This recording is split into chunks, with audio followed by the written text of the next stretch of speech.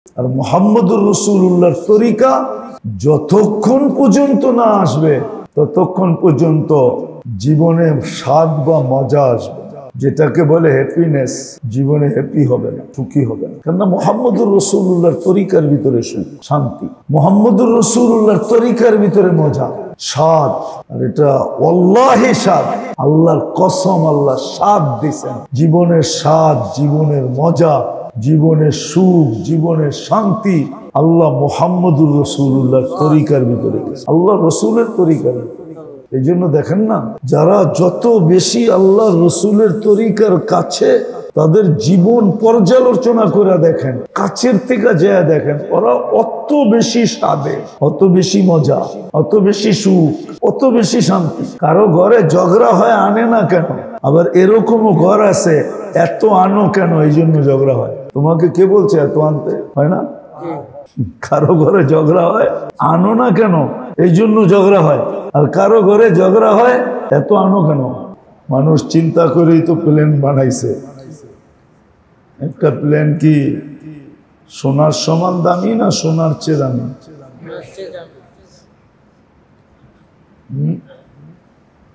মানুষের চিন্তার থেকেই তো কম্পিউটার আসছে, মানুষের চিন্তার থেকেই তো ফাইটার জেট আসছে, যুদ্ধের জাহাজগুলা, ঠিক না?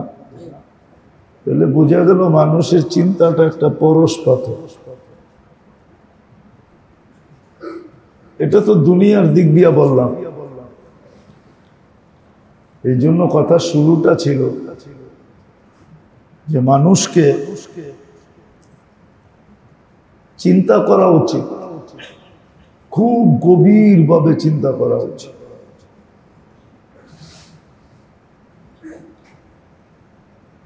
আমাদের একটা জিনিস খুব গভীরভাবে চিন্তা করা উচিত। হতে পারে এই চিন্তার গভীরতার কারণে আল্লাহ এমন জিনিসের অস্তিত্ব দিবেন,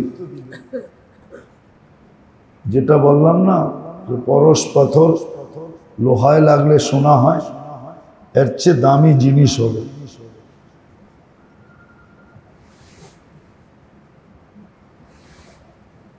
এর চেয়ে দামি জিনিস হবে যদি চিন্তাটার ভিতরে গভীরতা থাকে। দেখেন সূরা ফাতিহা সবাই পড়ি, ঠিক না? পড়ি না? সবাই সূরা ফাতিহা পারিও পড়িও।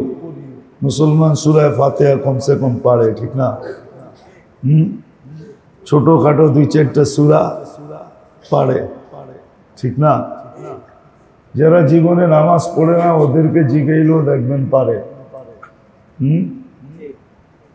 সূরা ফাতিহা সবাই পড়ি,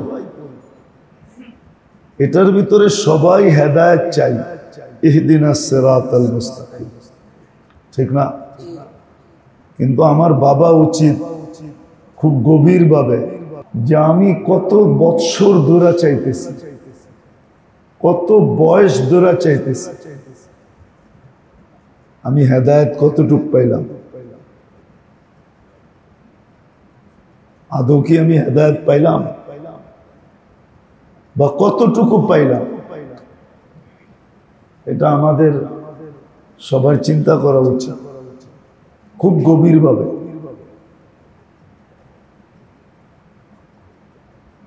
কেননা হেদায়েত যদি না পাইল তাহলে আসল জিনিসটা পাওয়া হবে না। না এই জীবনের মূল্য হবে, না জান্নাত পাওয়া হবে। এই জীবনের মূল্য হবে না, আর জান্নাত পাওয়া হবে না। এই জীবনের বিনিময়ে তো আল্লাহ জান্নাত দিবে, ঠিক না? কি বলেন? চিরজীবনের জীবন, চিরদিনের জন্য জীবন দিবেন, চির সুখের রেডিমেড একবারে প্রস্তুত সবকিছু এরকম জান্নাত দিবেন, ঠিক না?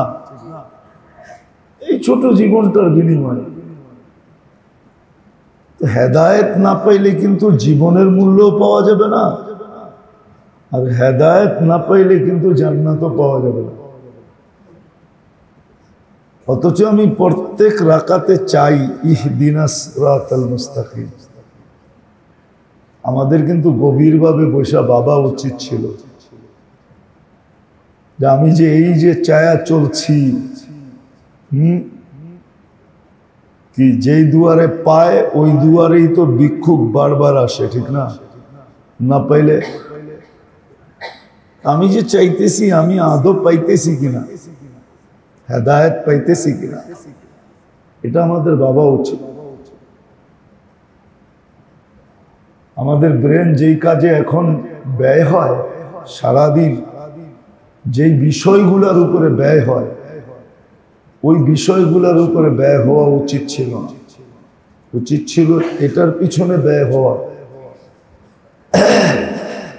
যে আমি তো দুই রাকাত নামাজ পড়লেও দুইবার হেদায়েত চাই। ডেলি কিন্তু আমাদের হেদায়েত চাওয়া হয় 32 বার। কয়বার? 32 রাকাত নামাজ কমসে কম, 20 রাকাত ফরজ, 12 রাকাত সুন্নত, তো 32 বার কিন্তু আমরা হেদায়েত চাই। ডাইরেক্ট চাই বা আমার পক্ষ থেকে চাই তো ইমাম সাহেব তো চাইলো না, চাইলো না, আমাদের পক্ষ থেকে চাইলো, ঠিক না? আবার একা যা পড়লাম ওটা আমি চাইলাম।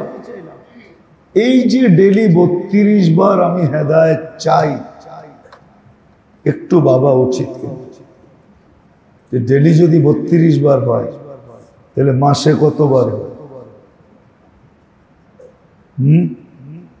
মাসে কতবার? 32-কে 30 দিয়া গুণ দেন, হ্যাঁ 900।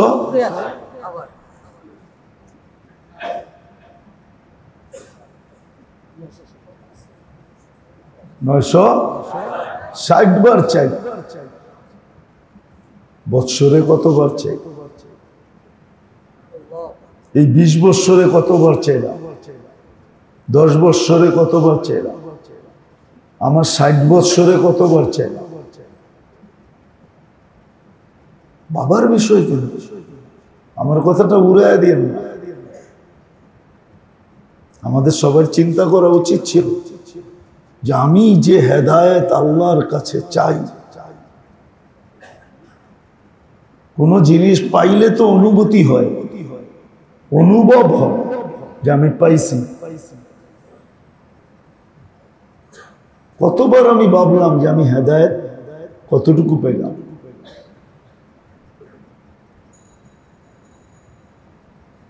আত্মশুদ্ধি এটার নামে। এই ভাবনা যার ভিতরে আসবে না, ওরই শুদ্ধি হবে। এই ভাবনাটা যার ভিতরে আসবে ওরই শুদ্ধি হবে। দেখেন না, মাঝে মাঝে কেউ কেউ বলে, অনেকেই বলে, যারা এটা ভাবে ওদের ভিতর থেকে চিৎকার আসে, মাওলারে পাইলাম না, মাওলারে আল্লাহরে পাইলাম, আল্লাহরে পাইলাম। এই জন্য খুব মন দিয়া ভাবা চাই যে আমি যে ডেলি 32 বার ইহদিনাস সিরাতাল মুস্তাকিম বলতেছি, ডেলি 32 বার, মাসে 960 বার, 12 দিয়া গুণ দিলে বাড়বে আরো। বৎসরে এতবার চাইতেছি, আমার বয়সটা 50 বৎসর, 15 বাদ দিলাম, এত বৎসরে আমি কতবার চাইলাম, কিন্তু আমি কতটুকু আমার ভিতরে এই অনুভূতি আসে যে আমি হেদায়েত পাইছি। কেন হেদায়েত পাওয়া ছাড়া তো আমার এই জীবনেরও মূল্য হবে না, হেদায়েত পাওয়া ছাড়া জান্নাতও পাওয়া যাবে না। আর হেদায়েত পাওয়া ছাড়া শুদ্ধিও হবে না। শুদ্ধি হবে হেদায়েত পাইলে। যখন হেদায়েত পাবে তো ভিতরে শুদ্ধি হবে। তখন চিন্তায় সারাদিন মাথা নিচে থাকবে, মনে মনে সারাদিন ভাবতে থাকবে। তখন চিন্তায় তাকে অনেক জিনিসের উপরে বাধ্য করবে, চিন্তায় বাধ্য করবে, তাকে অভ্যস্ত বানাবে, চিন্তায় অভ্যস্ত বানাবে, বাধ্য করবে। তখন দেখবেন যখন চিন্তা করবে তখন চিন্তা তাকে দেখাবে যে তোর ভিতরটা শূন্য শূন্য মনে হয়। তখন চিন্তায় তাকে ইস্তেগফারের উপরে উঠাবে, বারবার তওবার উপরে উঠাবে, ইস্তেগফারের উপরে উঠাবে, তওবার উপরে উঠাবে। সে তওবা করতে থাকবে, ইস্তেগফার করতে থাকবে, মনে মনে মাপ চাইতে থাকবে, মনে মনে নিজেকে শূন্য ভাবতে থাকবে। তখন আর এগুলা পয়দা হবে না, যেগুলা পয়দা ইবাদতের মধ্যে হয়, যেটাকে আরবিতে বলে সুমা, ওজব, রিয়া, এগুলার পয়দা হবে না, ওজব পয়দা হবে না।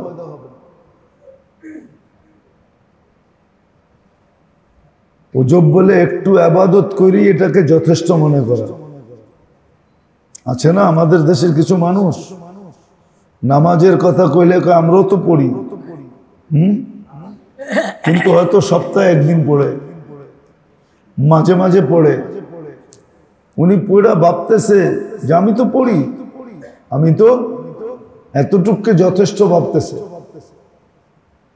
বা শুক্রবারে এরকম বইনা ঠইনা আসে, পারফিউম সারফিউম কাপড় সাপড় লাগায় এরকম ভাবে আসে, বাপটা এরকম ধরে যে এক সপ্তাহটা পুরা মাপ কেন, এক বৎসরের টাইসকে লয়া ছাড়বে, আছে না? এটা কেন? এই জন্য পয়দা হয়। এটাকে বলে ওজব, সুমা, রিয়া, এগুলো সব ইবাদতের জিনিস। যখন ভাববে যে আমি কতটুকু এতবার চাইতেছি, আমি হেদায়েত কতটুকু পাইলাম। আবারও বলতেছি, ডেলি 32 বার চাওয়া হয়। আর যারা আরো বেশি পড়ে নফল সফল, তারা আরো বেশি বার চায়, কমসে কম 32 বার।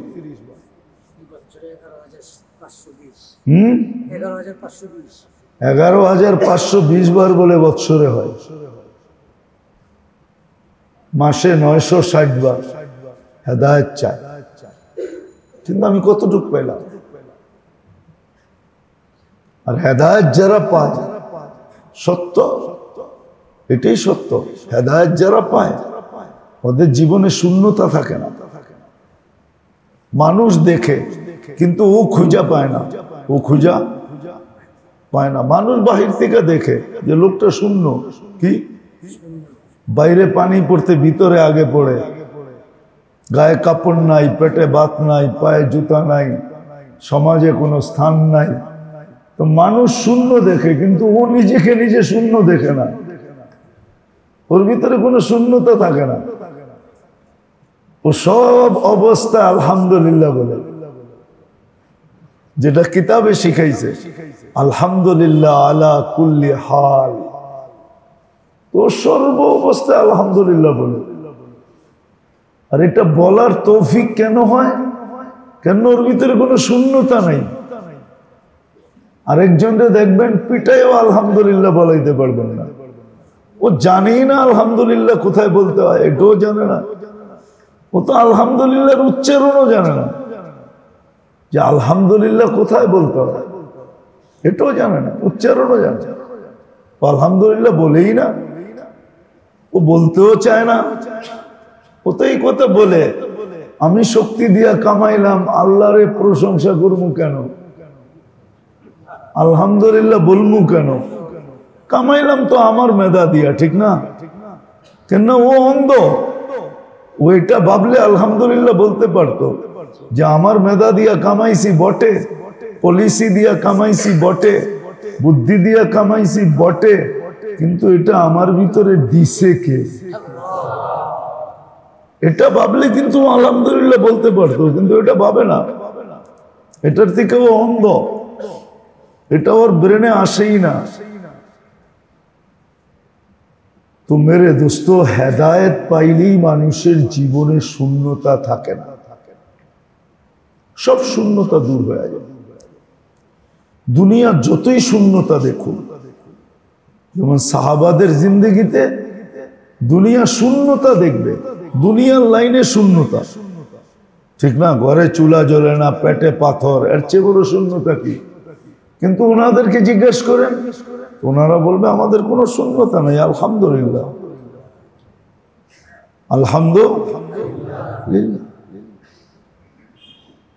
যেমন আইয়ুব আলাইহিস সালাম, জিজ্ঞেস করছে আইয়ুব কেমন আছো? আলহামদুলিল্লাহ। আঙ্গুল রাখার জায়গা নেই, এখনো আলহামদুলিল্লাহ। আঙ্গুলটা যে রাখমু এই জায়গাও তো শরীরে নাই, এখনো আলহামদুলিল্লাহ। কেন আলহামদুলিল্লাহ বলবো না? এখনো তো জিহ্বাটা ভালো আছে, মনে হয় বোঝেন না। শূন্যতা নাই, কিন্তু এখনো পূর্ণতা। এখনো আল্লাহ পরীক্ষার জন্য বলে ফেরেশতা পাঠায় দিয়েছিলেন যে যাও পরীক্ষা করে আসো আইয়ুব রে আলাইহিস সালাম। রাখছি তো কষ্টে, পরীক্ষা করে আসো। নেমাল আব্দু ইন্নাহু আইয়ুব, আওয়াব আইয়ুব একই। নেমাল আব্দ ইন্নাহু আওয়াব, আইয়ুবই। এত প্রশংসা করতেছেন, আল্লাহ যাও বাজায় আয়ো, বাজায় দেখো।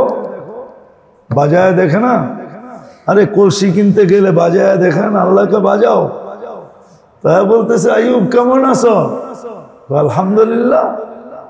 আঙ্গুল রাখার তো জায়গা নেই, আবার আলহামদুলিল্লাহ, এটার অর্থ কি? গেলি এইখান থেকে, জিহ্বাটা তো ভালো আছে, আল্লাহর নাম তো উচ্চারণ করতে পারি। শূন্যতা নাই, শূন্যতা নাই, শূন্যতা নাই। এটা হলো হেদায়েত পাওয়ার কারণে। হেদায়েত পাওয়ার পেলে শূন্যতা থাকে না। হেদায়েত যখন পায় তো বাংলা দুইটা কথা সত্য হয়। বাংলায় দুইটা কথা আছে, যা ঘটছে তা ঘটার ছিল বিদায় ঘটছে। তখন এইখানে আর কোনো দুঃখ হয় না। যদিও কোরআন হাদিস থেকে নিছেন উনি, যা ঘটার ছিল, যা ঘটছে তা ঘটার ছিল বিদায়ই ঘটছে। যা ঘটে নাই তা ঘটার ছিল না, বিদায় ঘটে নাই।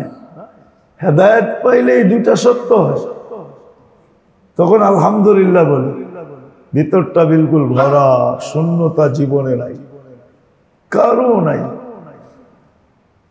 যেই ফ্যামিলি হেদায়েত পাইছে ওই ফ্যামিলি তো নাই, যে ঘর হেদায়েত পাইছে ওই ঘরেও নাই, যে নারী পাইছে ওই নারীতেও নাই, যে পুরুষ পাইছে পুরুষেও নাই, যে যুবক পাইছে তার ভিতরেও নাই, কোনো শূন্যতা থাকবে না। হেদায়েত মানে জীবনের শূন্যতা শেষ।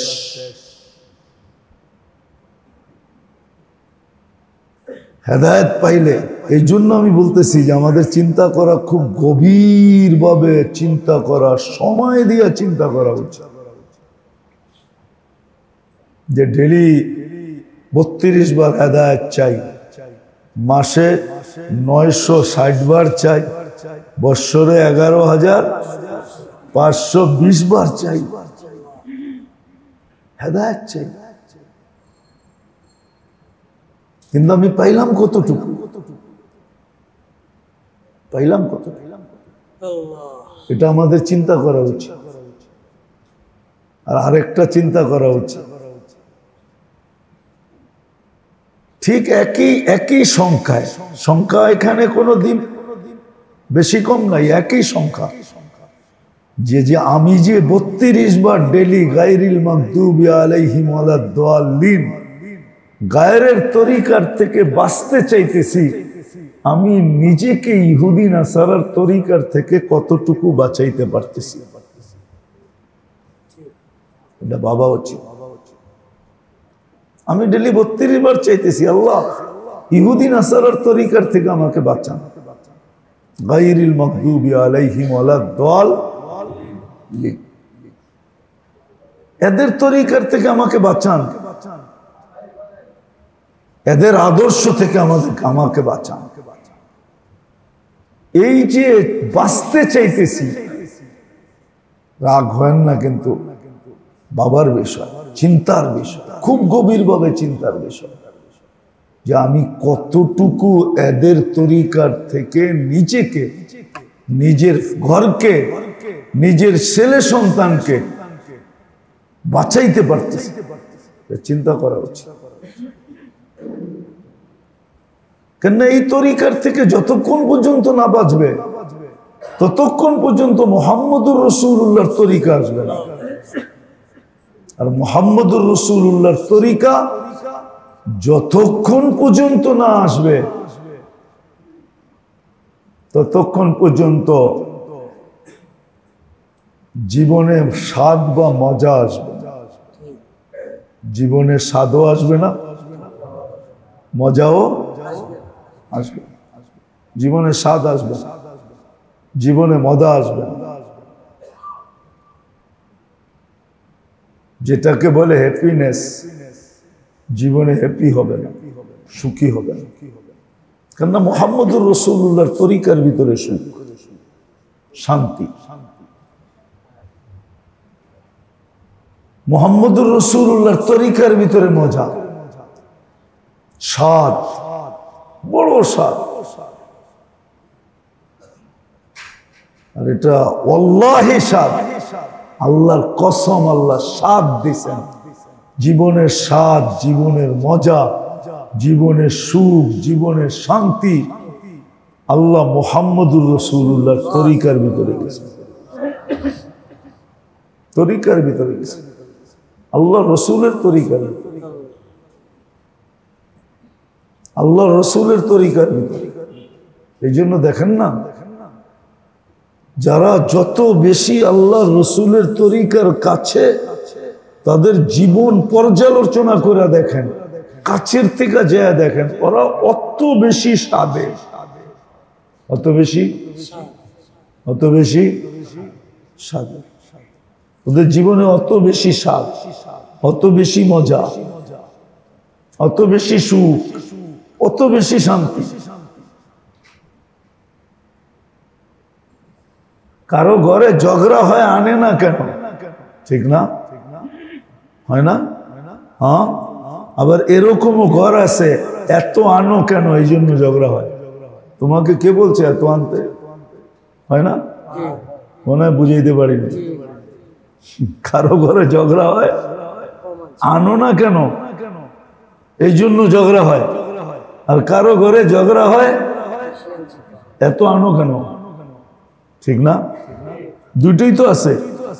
হ্যাঁ, সত্য এরকম। এটা যেরকম সত্য, এরকমই সত্য, এর চেয়ে বেশি সত্য,